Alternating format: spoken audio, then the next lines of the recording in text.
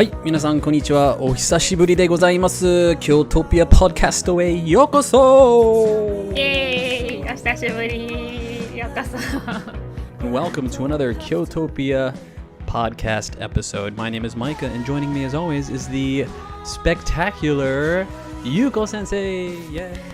はい、ありがとうございます。Hello, everyone, and welcome to the Kyotopia Podcast, a bilingual podcast where we speak both English and Japanese, and we talk about Japan things, in particular Kyoto things. Welcome to another episode, and I apologize. It has been a bit. 久しぶりですね、ゆうこ先生。そう、マイカさん、なんていうミッシングでした。Yeah. or maybe 皆さんきっとmissing だったはず。Yeah, so I apologize for the delay, everyone. I have been moving house, so I've been living in a guest house since March, since I came back to Japan from visiting family, and it took me a while to build up some savings and to find a place, but I did it, and so I've been in the process of moving, and it's all すごいめんどくさいですよ。日本でのお引越し大変ですよ、本当に。いろいろあって。めんどくさかった、でもさ、その話が決まってからその引っ越すまでは結構スムーズだったんじゃないですか、そのスケジュール的には。スケジュール的にはどうだろうね。まだなんかやらないといけないこといっぱいあるんだから。I don't have any like furniture or things like that, so I have to pretty much get everything from zero. So doing all that and cleaning and all this stuff. It's nobody wants to hear about it, but I just want to say that is why we have not been able to put out another episode. I've been a bit busy with the mood. So 皆さん申し訳ございませんでした。But because of that, as sort of a token of my appreciation and apology, all our patrons are, regardless of the tier, they're able to see all our bonus video stuff on the Patreon website for this month exclusively. So, I'll just throw that in there as well. Yuko Sensei, 最近どうですか？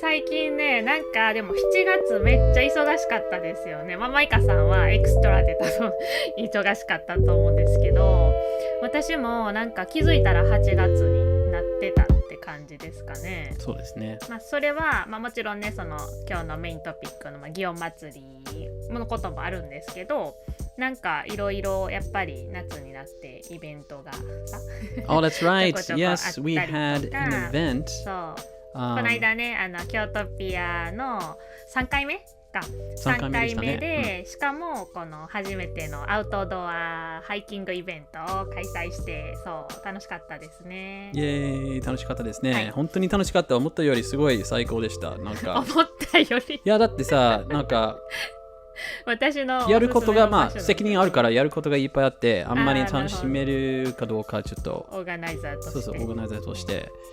But it was actually really nice. マイカさん一番楽しんで、川飛び込んだりとか。Anyway, so we started a Kyotopia meetup. If any of you have ever used the Meetup app, we hold events in Kyoto.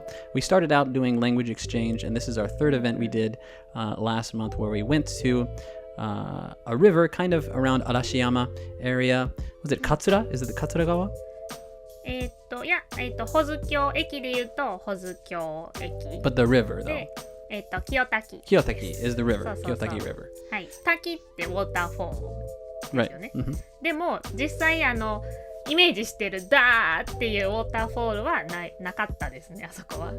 Right. It's just sort of a river that 川沿い、そう、Yeah. 川沿いをずっとハイキングするって感じでしたが、本当にね、JR 京都駅から電車で30分もかからない一本でね、乗り換えなしでピュンって行けて、もう着いたらいきなりオーシャンビューじゃないけどリバービューみたいな、本当に山の中で大自然が広がってて、でその時ちょうど天気も良かったから川に入って遊ぶのにはベストでしたね。Yeah, it's super local, like you said, not very far, about 30 minutes from Kyoto Station, and the small local station called Hozukyo is right on this bridge that is in between the mountains, right over the river itself. So as soon as you get out of the train, you have a beautiful view of the mountains and the river. You can see various people down in the river, whether they're doing whitewater rafting or kayaking and stuff like that. Yeah, it was really cool. Yeah, I was thinking that as well. Yeah, so it's good to know. I just learned about that. Yuko Sensei introduced it to me and our meetup friends. And it's good because it's super local, and the summertime is definitely a thing to do, getting in the water and cooling off. 川もそんなに激しいところもあるけど、いくつかね、その子供たちでも遊べるようなその穏やかな川の流れのところもあって、でも人はいつもそんなに混んでないから、まあ、だいたい地元の人たちの家族連れとか、あとなんかね、クールな人は一人で行ってキャンピング用の椅子を川に持って行って、でこう川に足をつけながら本を読むとかそれもクールですよね。なんかマイカさんやってそう。Yeah, I'm thinking about maybe next year trying to do camping out there. But we had a couple patrons join as well, some local patrons. Kazu and Ben-san came out, and we had a good time. It was great. So if anybody who listens to the podcast ever comes to Kyoto, check out our meetup. We're going to try to do one each month. Yeah, and so you can come hang out and see. I wonder what our next adventure is going to be. We're still kind of thinking about that, but yeah. まあそうね、いいローカルの人たちとその旅行の皆さんとか、新しく京都に来た人とかもなんかこう交流の場になるといいですよね。ね。All right. Is there anything else you wanted to mention before we get into the main topic? でもそれをねちょっと話すと長くなるんでまたペイトリオンさんのボーナスエピソードで、I'm intrigued. タイトルはそうね、ゆうこ先生のパニック大丈夫ですか？パニックエクスペリエンスみたいなAll right. そんな大したことじゃないんですけど。All right. Well, yeah.For the Patreon members, you can check out the bonus episode when Yuko Sensei shares her panic episode. All right. All right. So let's talk about our main topic, which is Nandesho.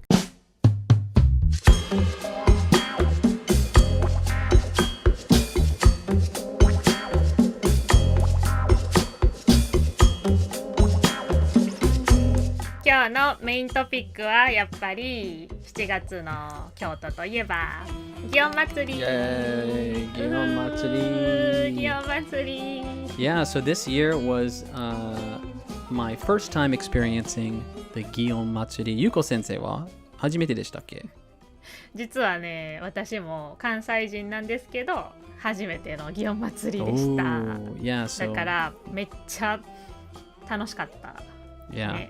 So the Gion Matsuri is one of the most famous summer festivals in Japan, and of course, the most famous festival in Kyoto, and has a very, very long history. Do you remember the date and when the first Gion Matsuri started?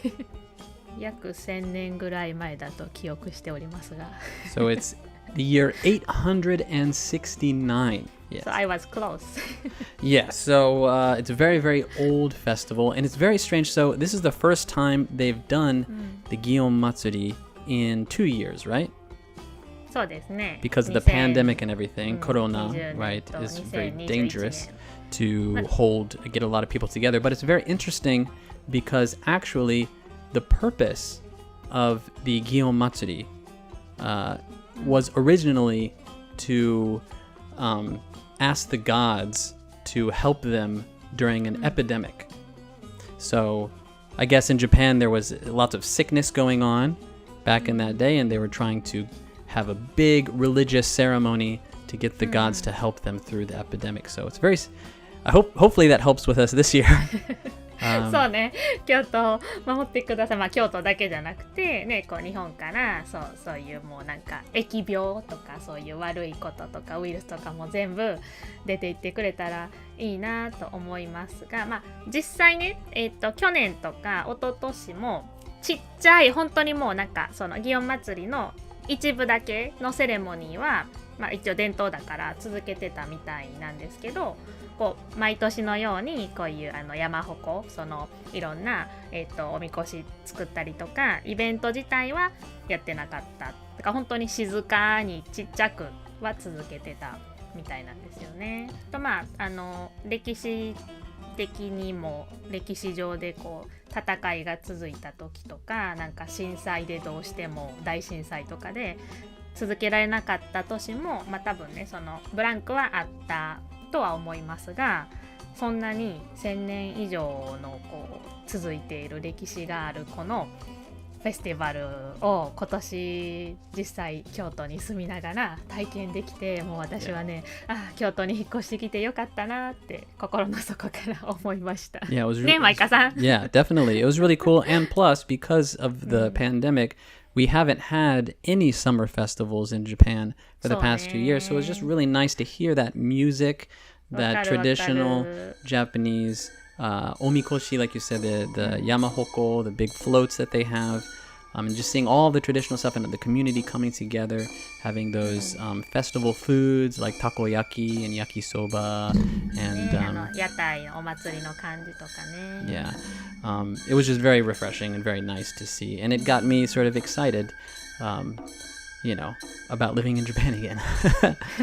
そうそうそう、わかるわかる。特にやっぱり例えばね、留学生の方とかも、例えば2020年のパンデミックの前に来た人たちとか、本当に日本らしいイベント何も見られてないと思うし、ね、こう体験できなかったのが、まあ、今年本当にやっとって感じですよね。花見もそうだし、こういう夏のイベントとか、だからそういうなんかこの過去の2年間のこう思いもあって、今年京都でこのほぼ予定、オリジナルの予定1ヶ月丸ごとのこの祇園祭り開催できてよかったなと思います。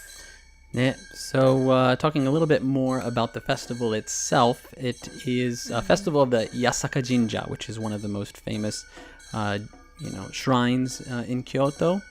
And it takes place, the whole thing kind of takes place all throughout July, but Yuko Sensei is going to talk to us a little bit about the schedule later. And there's the thing that we mentioned before, the Yamahoko. So if anybody knows anything about Japanese summer festivals, they all know omikoshi, which is this portable shrines that the community comes together, usually men, but not exclusively, holding and saying things like "wasshui, wasshui, wasshui," right? わっしょいね。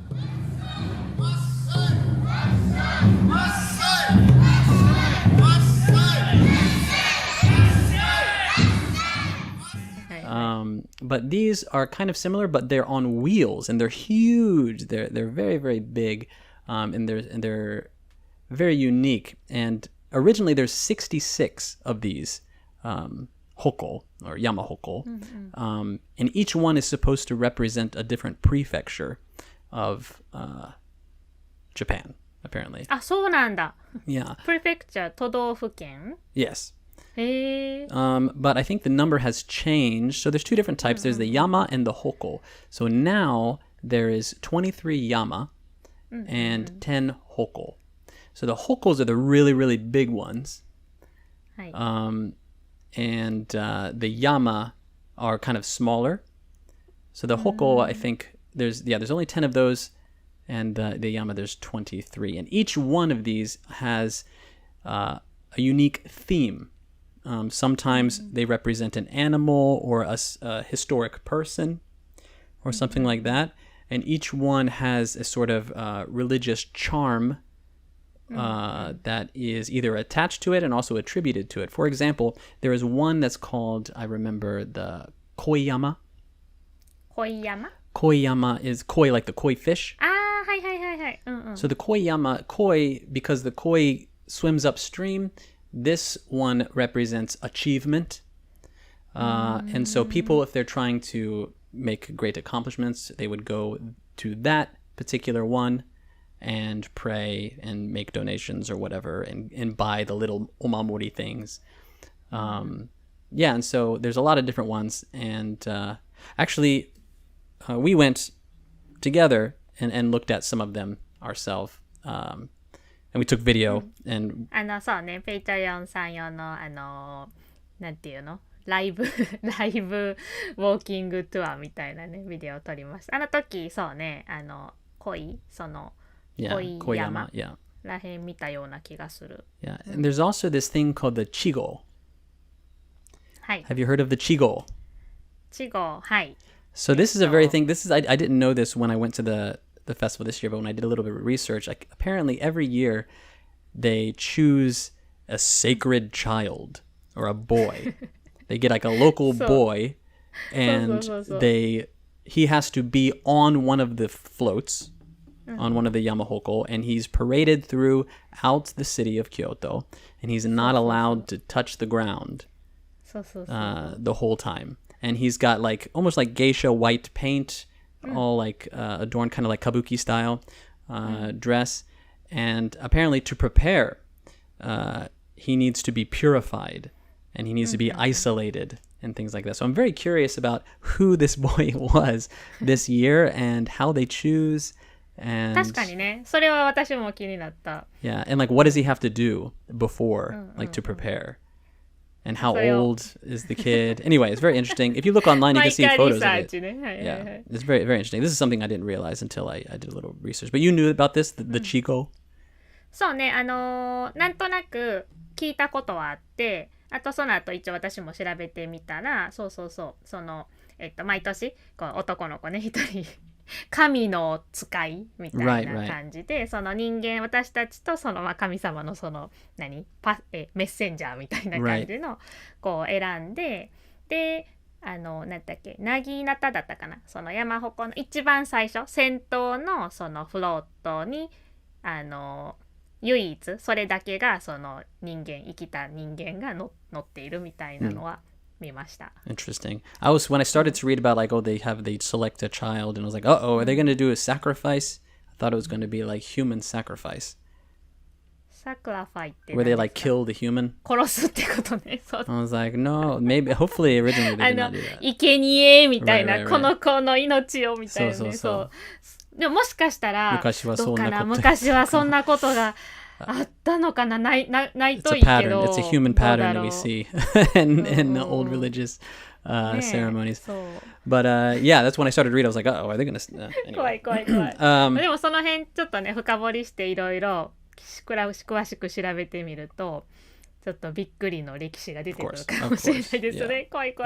But it's very interesting. There's lots of stuff there. Like I said, there's like over 30 of these floats. Each one has its own unique theme and characteristics. So it's fun to learn about it and to find out. For example, there's one for like smooth pregnancy and things like that. So depending on what you're doing and what you're hoping for, you can go and pray to the appropriate Yamahoko. So can you tell us a little bit about the schedule? I know it takes place pretty much all throughout July. Yuko Sensei, can you tell us a little bit more about that?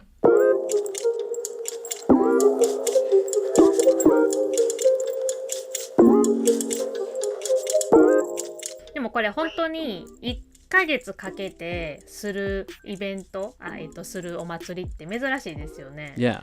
その大阪の天神祭りとか2日間なんですよね。Right. でもちろんその準備が必要だからこの1ヶ月のために多分もっと前から準備をするわけじゃないですか。で終わった後も片付けとかだからすごい長いお祭りですよね。でまず一番最初にその7月1日からもうすでにお祭りは始まっているようで、ただその最初の1週間とかはだいたい本当に小さいイベントっていうか、そのフロートのね山鉾の順番をこうくじ引きで決めたりとか。Oh, right, there's a lottery.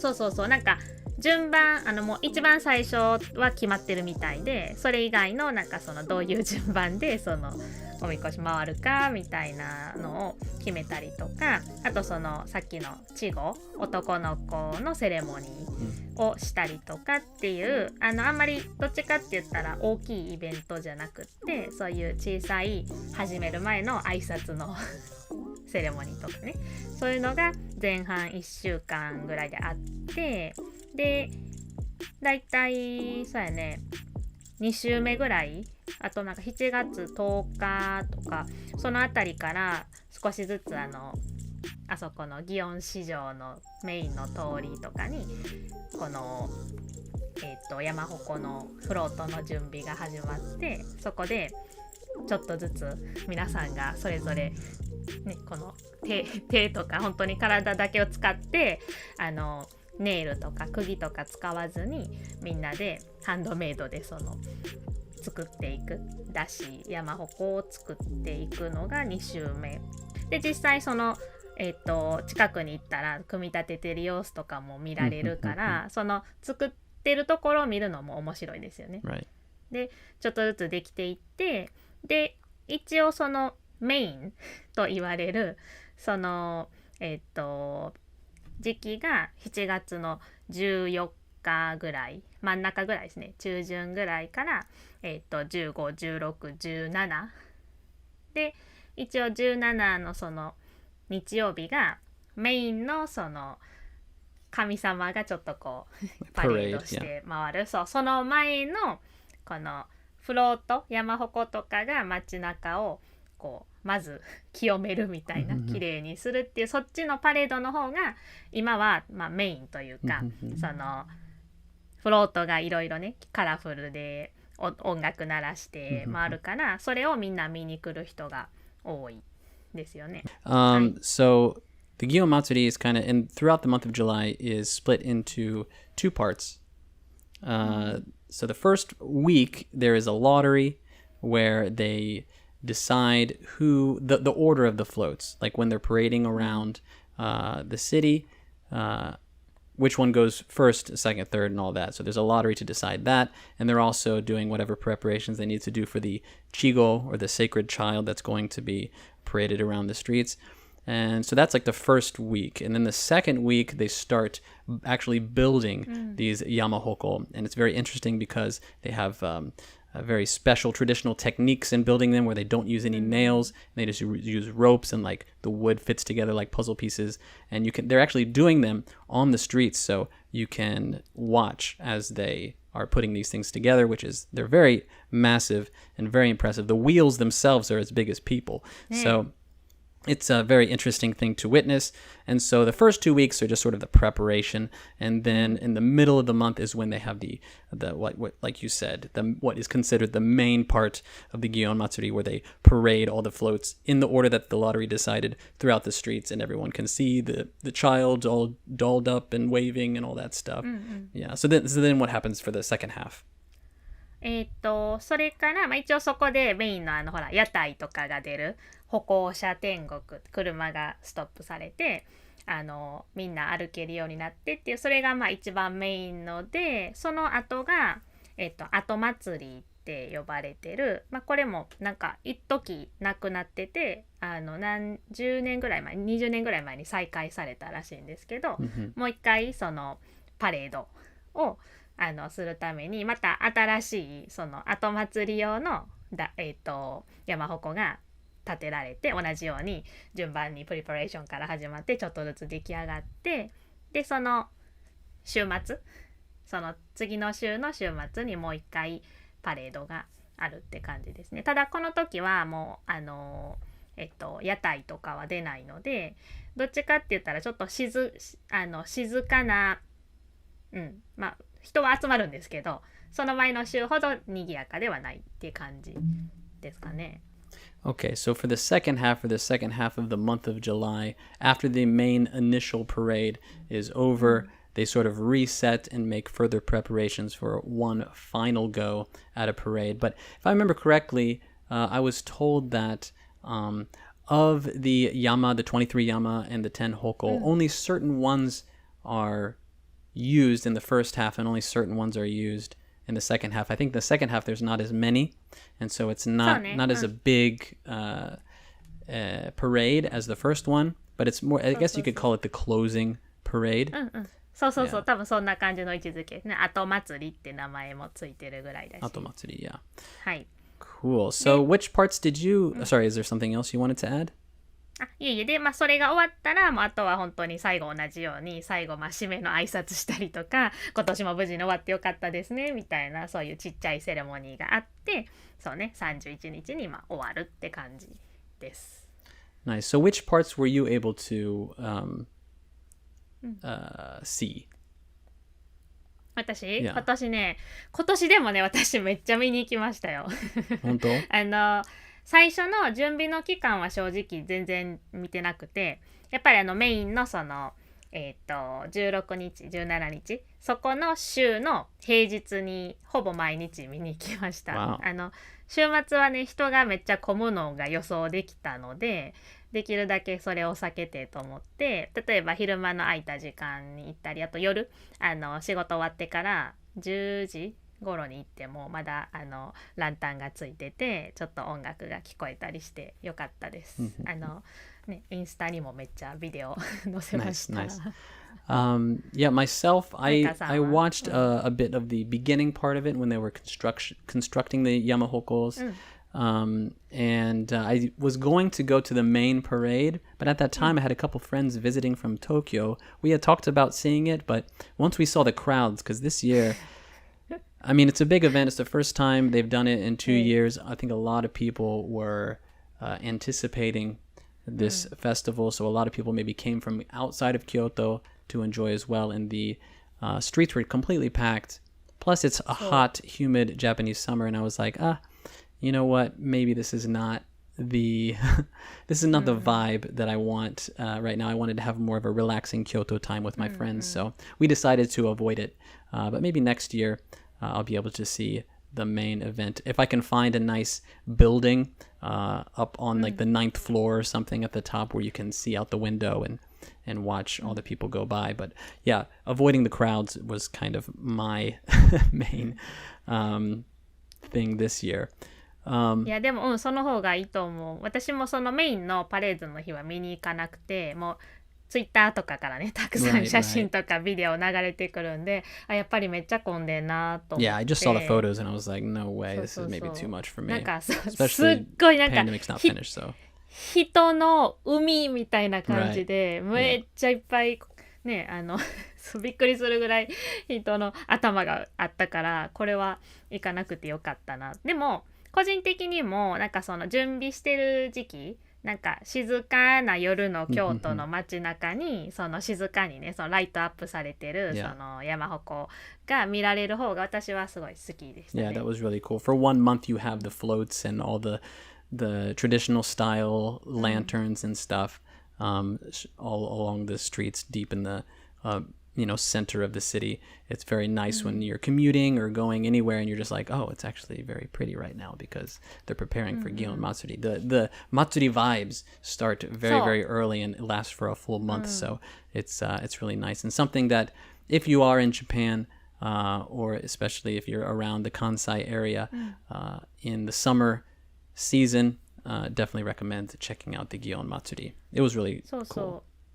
でなんかやっぱ私たちからのこう tips としては、そのイベントスケジュール見たら、じゃあこのメインの、15、16、17日とかその辺がメインだから、じゃあその時に行こうって多分みんな思うと思うんですけど、実際はその週末よりもその前の平日の日とか、あとはその後祭り、メインのイベントの次の週とかの方がゆっくり見られるし、あと同じように音楽とか何あれカンカンカンっていうなんかね、すごい不思議な独特の音、笛となんかそう太鼓みたいなのとかずっと聞こえるから、平日の日に行った方が絶対いいと思いました。今回経験してみて。私もそう思います。あとは if you want どうしても if you want to see the main matsuri, I would pick a spot first.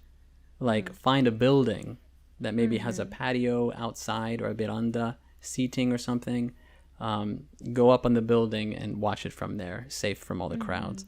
But I wouldn't recommend just being like, oh, it's happening today. I think it's supposed to be in this area. Let's go, because you'll get eaten by the swarm of people. ねえ、そうそう。でなんかそうなかなかこう前に進まなかったりとか、まあこれ日本のねお祭りあるあるなんですけど、すごい暑いし人がめっちゃ混んでて全然前に進まへんし、Right. もうギャーってなって、Yeah. すごい機嫌悪くなったり喧嘩したりする人たちも Yeah. いるからね。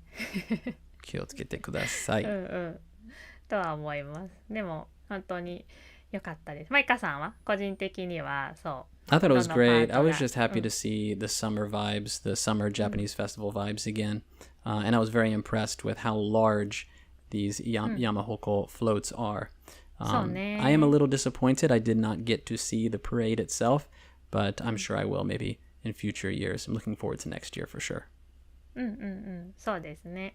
なんかその100何年ぶりかにその復活したフロートもあったみたいで、Oh, yeah. そこにはおじTakayama. そう忘れた。そう Yeah, so there's で there's a Yama, one of the floats called Takayama. I guess it like 100 some years ago there was a fire and it burnt down, and since then they had not made a new one, and so it was the first time this year was the first time they rebuilt the Takayama since the fire, and so it was very popular this year. And at the very top of it there was a little doll hawk, because Taka is Japanese for hawk. So yeah, that was really cool, and it was a very popular one this year because it was kind of fresh, renewed version. そうでなんかねその祇園祭りファンのおじいちゃんおばあちゃんとかはすごいそこに行列を作って、そうなんか写真撮ったりそのフロートにこう上がる、中に入れるのもやってましたね。Yeah, you can, and not just that one, but there's other ones that you can, they'll allow you to go inside and look around. Like they have little ladders we can climb up. I think they were charging, right? There was like a little fee or something to do that. そうなんかね中にはちまきっていう厄除けのお守り、そのこの祇園祭りのそのそれぞれの山鉾のお守りを買ったらその中に入れる、上がって写真撮ることもできるのもあれば、別でチャージ、そういうnice. 見学料としてチャ Nice. ージがあるものも。 So if you're a Gion Matsuri no otaku, you can, maybe you want to go inside of every one that you can possibly get and collect all the omamori. そうでもねなんか楽しみ方の一つとしてこうポケモン GO みたいな感じで、Right. その地図を使って後祭りの時さほら私とマイカさんで見ながらやったけどこうじゃあここにもある、次こっちに行ったらこれもあるみたいな感じで、こうホッピングしながらそれぞれのこうちょっとデザインが違ったり、なんかこう雰囲気が違うものとかも見るのも面白いですよね。ね、なんか I agree. すっごい高いなんだったっけ山がその上に Yeah, there's 高くなってて、there's a matsu tree, there's a pine tree at the top. そう、Yeah. で鉾っていうのが何もその上には Right. 伸びてないというか、That's right. はい、 The smaller ones. そうあとなんか黒船だったっけ、すごい真っ黒いデザインのものとかもあって、Oh, that's right.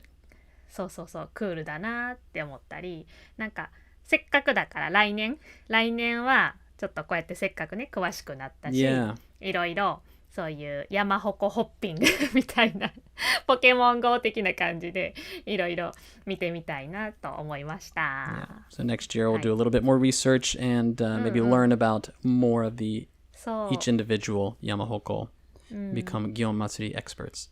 なんか知れば知るほど京都が好きになる。That's good. つま That's り great. 結論としてはそう祇園祭りのいろいろねこう知ることができて、さらに私はこう京都への愛が深まった気がします。はい、リスナーの皆さんいかがですか？祇園祭りは行ったことあるんですか？それとも日本の夏祭り参加したことあるんですか？ねえ、ぜひぜひ私たちのウェブサイト Kyotopia.japan.com へ行って教えてください。で、他になんか if you have a topic or something you want us to discuss or you just want to say hello, please do. You can check us out at kyotopiajapan.com. You can email us at kyotopiajapan@gmail.com. All the links of everything will be in the description of this episode. Thank you very much for listening, and thank you, Yuko Sensei. はい、ありがとうございます。なんかね、祇園祭りへのパッションが語れて楽しかったですね。はい。それでは、I'll talk to everybody later. Thank you very much, and until next time. ほな、またね。Bye bye. Bye bye. Day off in Kyoto.